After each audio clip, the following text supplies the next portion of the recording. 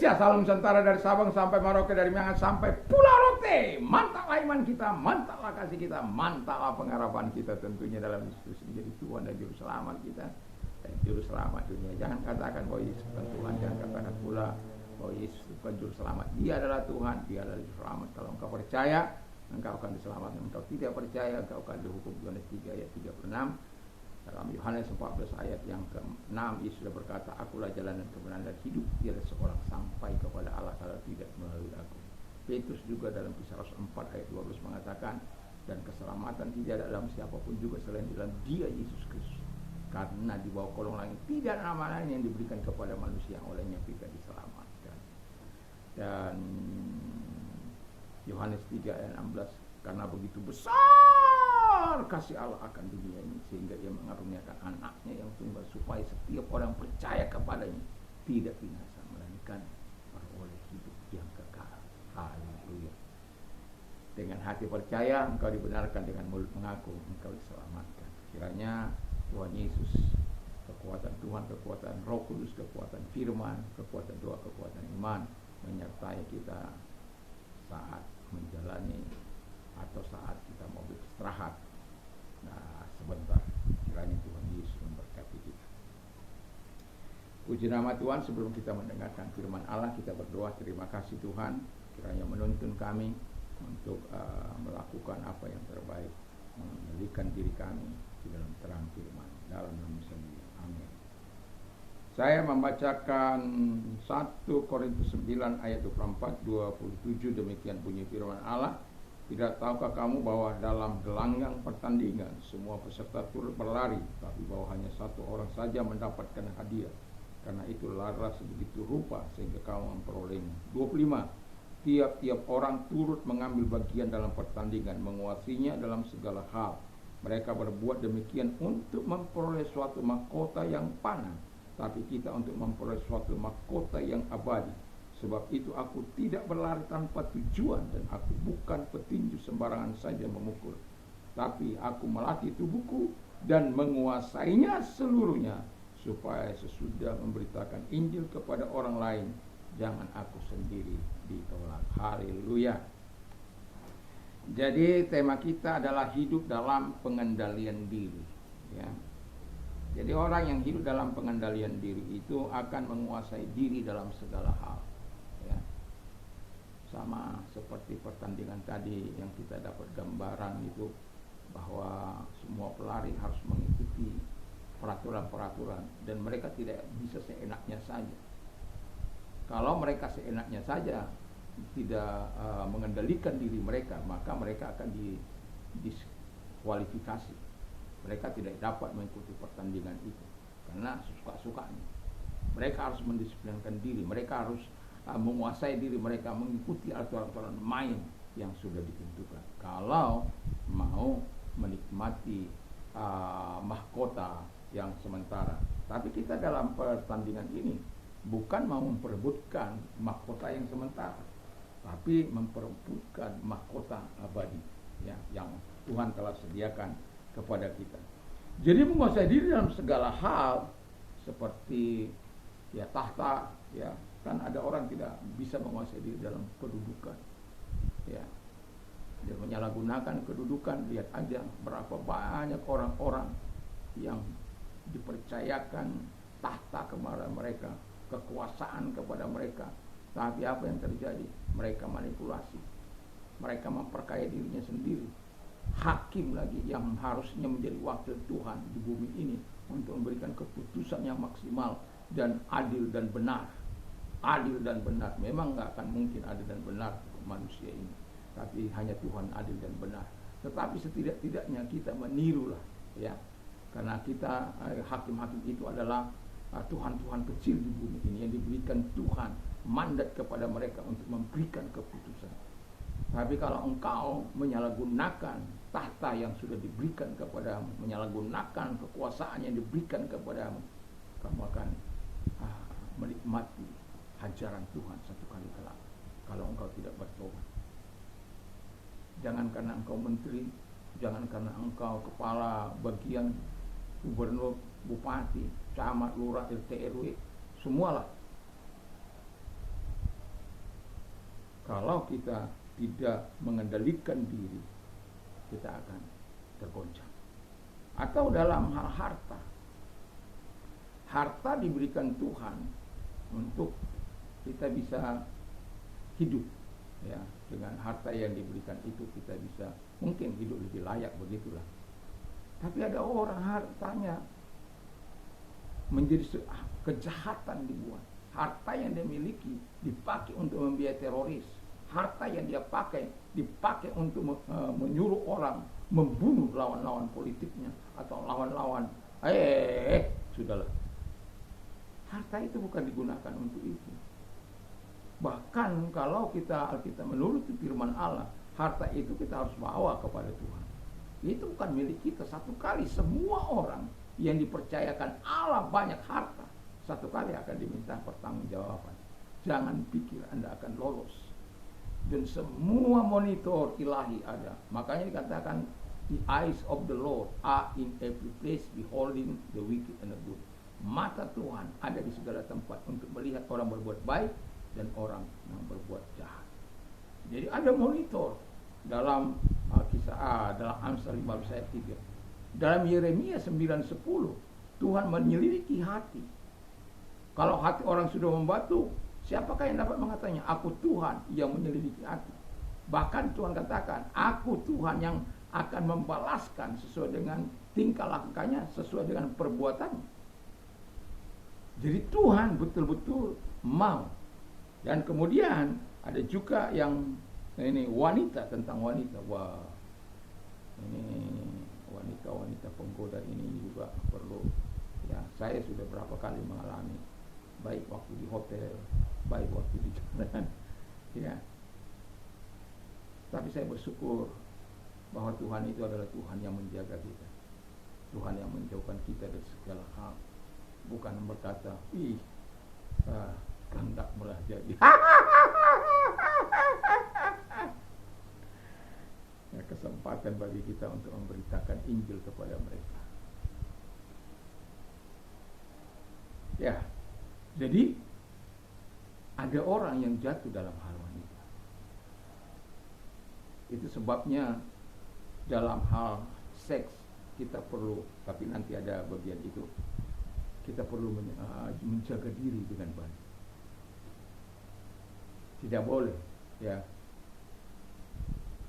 melakukan hal-hal yang di luar kehendak Allah. Makanya Tuhan katakan orang yang melakukan seks itu berdosa terhadap Tuhan dan terhadap tubuh.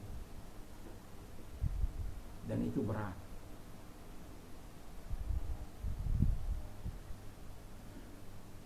Sama seperti Cristiano Ronaldo, kita sudah tahu pemain termahal saat ini, ya, dan 200 juta pound sterling atau dolar, saya lupa ingat kira-kira, ya, sepertinya pound sterling, ya kira-kira begitu. Kalaupun enggak pound sterling, ya dolar katakan. Banyak itu apa enggak? Dan kita tahu untuk menjadi seorang pemain yang bola terbaik, dia sangat mendisiplinkan dirinya. Dia tidur, dia atur begitu rupa, dia makan, diatur begitu rupa. Bukan orang lain, tapi dirinya sendiri yang mengatur. Dia harus lakukan itu dengan disiplin. Karena apa? Dia menguasai dirinya dalam segala hal. Dia tidak minum, tidak merokok, tidak mabuk, tidak narkoba. Coba lihat Maradona, masa ketenarannya setelah itu. Kita lihat bagaimana dia harus berjuang lepas dari narkobanya. Dan kita lihat itu si Ronaldinho itu, narkoba, minuman keras, akhirnya kandas, tinggal nama. Masih banyak pemain-pemain bola yang betul-betul mendisiplinkan dirinya. Ketenaran yang dia pakai, uang yang dia hasilkan tidak dipakai untuk hanya bersenang-senang, tapi dia pakai. Ada orang Afrika itu, ya, yang menggunakan hasil bolanya untuk membangun masyarakat di kampungnya, rumah sakit, sekolah, dan menyekolahkan orang. Waduh, saya nggak bisa ngomong apa-apa lah kalau orang-orang terhadap. Ronaldo juga banyak berbuat segala sesuatu. Dan saya baru mendengar bahwa ada hotelnya, dari segala hotel yang dialah yang memberikan gaji yang sangat tinggi, di atas rata-rata hotel di seluruh dunia, sangat tinggi. Saya sebenarnya lupa di YouTube mana itu, tetapi saya katakan bahwa dia memberikan salary begitu tinggi, tapi dengan catatan orang-orang yang kerja di tempat dia harus menguasai banyak bahasa. Wah. Tapi gajinya juga sangat luar biasa. Karena dia mungkin sudah berkata, aku aja main bola saja 1 tahun dapat segini, masa aku tidak bisa memberikan gaji kepada itu pasukanku itu. Ya. Dia tidak pakai uangnya untuk poya-poya, walaupun dia bisa bersenang-senang atas itu. Kalau kita sebagai hamba Tuhan yang masuk dalam pertandingan ilahi, ya kita juga harus menjaga diri kita supaya apa?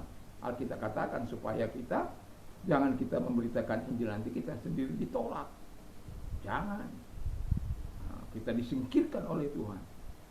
Ya, jangan. Yang kedua kata firman Allah, orang yang mengendalikan diri itu mengendalikan lidahnya. Lidah itu bisa digerakkan oleh api neraka. Itu udah pasti kehancuran. Tapi kalau lidah dipakai, dikuasai oleh kuasa Roh Kudus, itu sudah dipastikan untuk hidup, memegahkan perkara-perkara besar bagi Tuhan. Memang kecil, tapi sangat berbahaya. Bisa merusak sebuah bangsa, bisa menghancurkan sebuah bangsa oleh karena fitnah dan provokasi. Dan itu sebabnya kita harus waspada dengan menggunakan lidah kita ini. Kalau sekarang sudah canggih, lidah mungkin tidak lagi dipakai. Jari kita ini, ya. Tapi prinsip Alkitab katakan kalau kita memprovokasi orang, membuat amarah orang, lidah kita itu dipakai oleh setan. Tempat kejahatan. Jangan. Mulut kita ini harus dipakai untuk memberkati, bukan untuk mengutuki, bukan untuk menghancurkan, tapi memberkati, membangun. Dan yang terakhir kata firman Allah, mengendalikan keinginan-keinginan seksual. Anda bisa nanti baca dalam 1 Korintus 7 itu ya 1 sampai habis. Bagaimana orang-orang yang dikaruniai Tuhan untuk tidak menikah. Ada juga orang-orang yang karena kemauannya sendiri, ada juga karena dibuat orang lain, ya. Akhirnya dia frustasi atau kecewa, dia tidak mau menikah, baik laki-laki maupun perempuan. Tapi penekanan saya adalah Alkitab mengatakan kalau engkau menikah, kalau kau nggak tahan menikah, kalau kau tahan sebagaimana panggilan Tuhan bagimu, jangan menikah. Tapi kalau nggak tahan, menikahlah. Tapi saya mau katakan yang lebih jelas bahwa baik menikah maupun tidak menikah dengan alasan apapun, menikah atau tidak menikah tidak menjadi masalah. Tapi kalau engkau menikah di luar Tuhan atau tidak menikah melakukan apa yang jahat di mata Tuhan, tidak ada gunanya. Tapi kalau engkau menikah, engkau hidup tertaut kepada Tuhan, engkau tidak menikah tertaut juga kepada Tuhan, mantap. Kiranya Tuhan Yesus memberkati kita untuk bisa mengendalikan keinginan-keinginan seksual kita supaya kita tidak dinajiskan dan kita hidup dalam kekudusan. Kita sudah tahu ada banyak orang hamba-hamba Tuhan tidak dapat mengendalikan kenajisan mereka. Saya terus terang saja, ya, berboncengan pun dengan wanita itu saya sangat jaga. Sampai saya sekarang ini.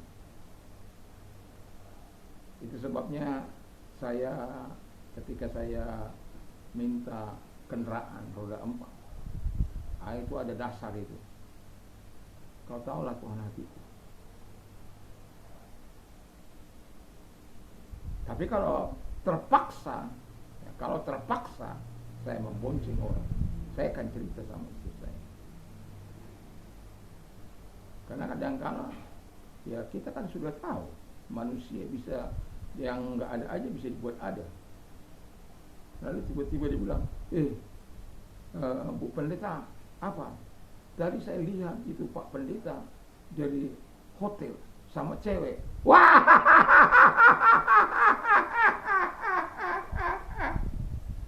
Bagaimana itu Bu Pendeta? Iya. Ibu Pendeta lagi mungkin lagi bilang, wah! Wah! Dia marah. Itu sebabnya saya sangat menjaga untuk hal-hal seperti itu. Karena saya tahu bahwa Tuhan perlu dimuliakan dalam hidup kita. Dan itu sebabnya saya menjaga diri untuk hal-hal seperti itu. Bukan berarti saya tidak pernah membonceng orang, bukan. Itu karena kalau saya membonceng orang harus banyak orang. Jadi kita harus, ini ada sedikit gangguan sehingga mungkin kurang tepat dalam penutup ini. Tapi saya mau katakan, semoga kita dapat mengendalikan keinginan-keinginan seksual kita tetap berada di dalam terang firman Allah. Artinya seks itu tidak jahat, tapi kalau Anda lakukan dengan bukan pasangan sah Anda, bukan pasangan yang diberkati, itu sangat jahat di mata Tuhan. Dan semoga kita adalah orang-orang yang dapat mengendalikan diri, hidup dapat mengendalikan diri, supaya berkat Allah, kebaikan Allah, kemurahan Allah, pertolongan Allah hadir selalu dalam hidup kita. Mari kita tunduk kepada kita berdoa. Terima kasih Tuhan, kiranya Tuhan menolong kami untuk hidup sesuai dengan kehendak. Dalam nama Tuhan Yesus, pengendalian Tuhan ada dalam setiap hidup kami. Tuhan, ada yang berdoa untuk sakit apapun sakit penyakit mereka. Kalau engkau sedang sakit, arahkan tanganmu kepada Allah dan mohon pertolongan dengan iman. Tuhan Yesus, kiranya lihat tangan-tangan yang diangkat kepadamu dan kau hadir kepada mereka untuk menjamah mereka dan menolong mereka dalam nama Yesus. Segala sakit penyakit yang mereka perintahkan keluar, dan oleh biru daripada Tuhan Yesus engkau sembuh, oleh kuasanya engkau sembuh. Terima kasih. Dan kami juga berdoa Tuhan Bapa di surga, buat mereka-mereka yang mengalami pergumulan dalam hidup ini, kiranya Tuhan meringankan pergumulan mereka dengan menjawab segala hal yang mereka butuhkan dalam hidup mereka. Datanglah kepada mereka, menolong mereka. Terima kasih, kami bersyukur, kami berdoa dalam nama Yesus. Haleluya. Amin. Selamat malam, dan saya mengucapkan selamat berdoa, membaca firman Allah, memperkatakan firman Allah, dan semoga dikasih Tuhan diberikan kepada setiap kita, sehingga apabila kita tidur kita menikmati tiduran yang pulas, dan Tuhan menolong kita untuk bangun besok pagi dengan tubuh yang sehat dan bugar. Apapun rencana kita, Tuhan kiranya menolong. Kita katakan Tuhan memberkati kekasih-kekasihnya pada waktu kita tidur. Saya berharap kita semua adalah kekasih-kasih Tuhan yang mendapatkan berkat saat kita tertidur. Tuhan Yesus memberkati. Mantap, mantap, mantap.